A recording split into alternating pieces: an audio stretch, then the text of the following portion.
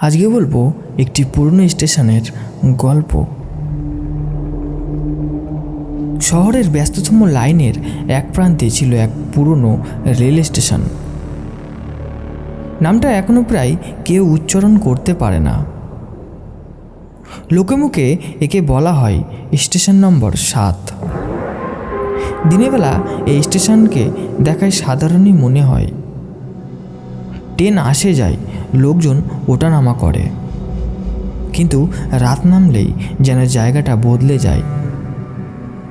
বাতির আলো মিটমিট করে, কুয়াশায় ঢাকা প্ল্যাটফর্ম হঠাৎ ভয়ঙ্কর হয়ে ওঠে। লোকজনের বিশ্বাস রাত 12টার পর এখানে এক ট্রেন আসে, যার নাম নেই, কোনো টাইম টেবিলও নেই। যে ভুল করে সেই ট্রেনে উঠে পড়ে তার আর কোনো খোঁজ মেলে না।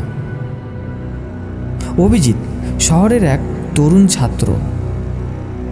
লাইব্রেরিতে পড়াশোনা করে রাতে প্রায় দেরি করে ফিরত। একদিন পরীক্ষার আগে গভীর রাত পর্যন্ত পড়ে সে ট্রেন ধরতে দৌড়ে গেল, কিন্তু তখন ঘড়ির কাঁটায় ইতিমধ্যে 12টা ছুঁই ছুঁই করছে। স্টেশনে ঢুকেই তার বুক কেঁপে উঠল। চারপাশে কেমন যেন নিস্তব্ধতা, একটা লোকও নেই। বাতির আলো কাঁপছে, আর কুয়াশার ভিতর থেকে সব কিছু অদ্ভুত অচেনা লাগছে। সে ভাবল, আজ বোধ হয় শেষ ট্রেন মিস হয়ে গেল।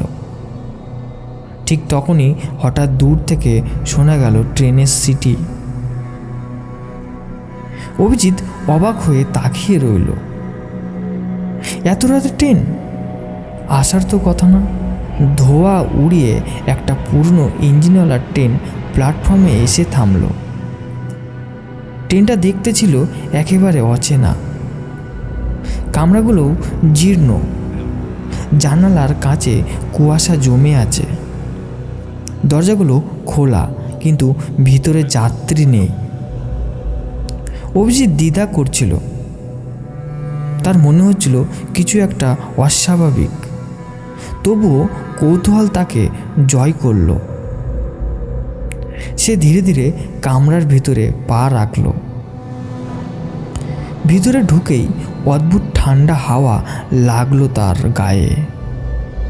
ট্রেনের ফ্যানগুলো ঘুরছে কড়কড় শব্দে। সে একটা সিটে বসল। হঠাৎই চোখে পড়ল সামনের সিটে বসে আছে একটা বৃদ্ধ।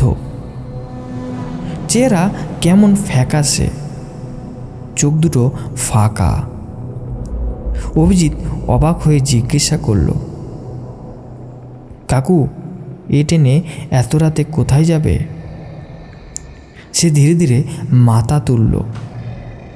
তার ঠোঁট কাঁপল আর ফিসফিস করে বলল, একবার উঠে পড়লে নামা যায় না। অভিজিতের বুক কেঁপে উঠল। সে তাড়াতাড়ি দরজার দিকে দৌড়ে দিল, কিন্তু দরজা একে একে বন্ধ হয়ে গেল। ট্রেন তখন প্রচণ্ড শব্দে ছুটছে অন্ধকারের সুড়ঙ্গ ভেদ করে। সে জানালার দিকে তাকালো। বাইরে কিছুই দেখা যাচ্ছে না, শুধু অন্ধকার, যেন শূন্যতার ভিতর দিয়ে যাচ্ছে ট্রেনটা। চারপাশে হঠাৎ ভেসে উঠতে লাগলো অনেকগুলো ফিসফিসানি শব্দ, যেন শত শত মানুষ একসঙ্গে কিছু বলতে চাইছে। ফিরে যাও, ফিরে যাও। অভিজিৎ ভয়ে চিৎকার করল, কিন্তু তার গলা যেন কোথাও আটকে গেছে। ঠিক কতক্ষণ কেটে গেল সে বুঝতে পারল না। হঠাৎ এক ঝটকায় ট্রেন থেমে গেল।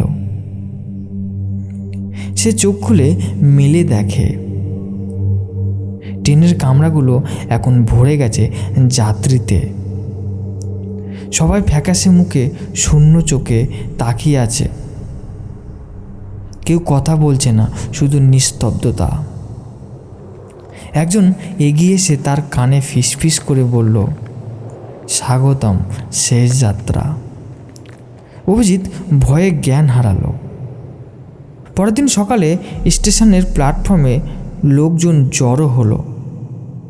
ওরা দেখতে পেল একটা পুরনো ব্যাগ পড়ে আছে, ভিতরে অভিজিতের বই আর নোটবুক, কিন্তু অভিজিতের কোনো খোঁজ নেই।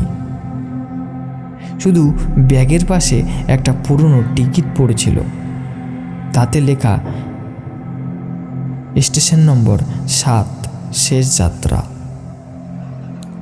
আজও যারা রাত 12টার পর এই স্টেশনের কাছ দিয়ে যায়, তারা নাকি দূর থেকে ট্রেনের সিটি শুনতে পায়।